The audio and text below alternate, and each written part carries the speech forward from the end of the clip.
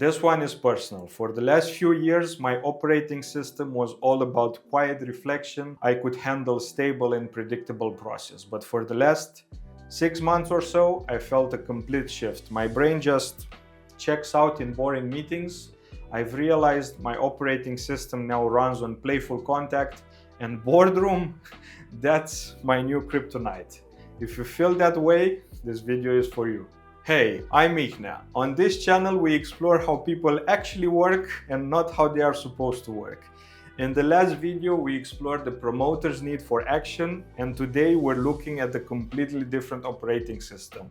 The one that runs on fun. If boredom feels like physical pain for you, this video will explain you why and what that says about how you're wired. Today we're diagnosing the rebel personality. If you, like me, are wired to hate boredom and process, this video will explain you the mechanics of why. We're going to look at the unique filter you see the world, the specific fuel you need, and the core question that makes boredom feel so dangerous. So here's the first part of the diagnostics. For most people, their filter is logic, values, emotions, or even reflection. A rebel's brain doesn't do that. You filter it through reaction. Your brain's first question is, do I even like this? Here's what it looks like in practice. Your manager suggests a 3-hour-long meeting for reviewing the process.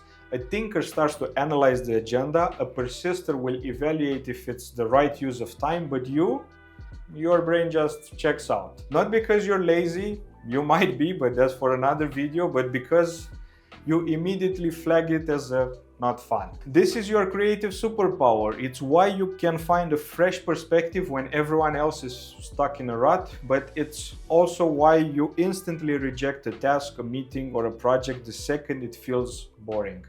Because your filter is like dislike, you run on a very specific kind of fuel, which is called playful contact. This isn't just a nice to have for you, it's a requirement. You need a stimulating environment with playful, light-hearted interaction to feel motivated. For you, fun is the work. It's the spontaneous energy and creative interaction that actually fuels your brain to solve problems. This is why boredom is your worst enemy. You're not just being childish, you're running on an empty tank. So why this specific fuel? Because underneath all of it, our operating system is constantly asking one core question.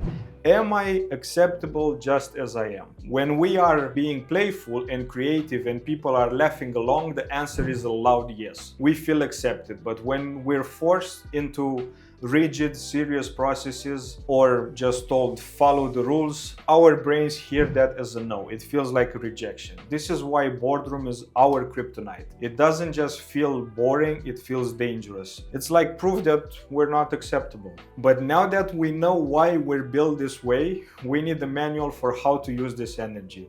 How do we stop this need for fun into turning a self-sabotage, like blaming others or not following through? This is the how video and it's up next. Thank you for joining me today, and I'll see you into the next one. Bye.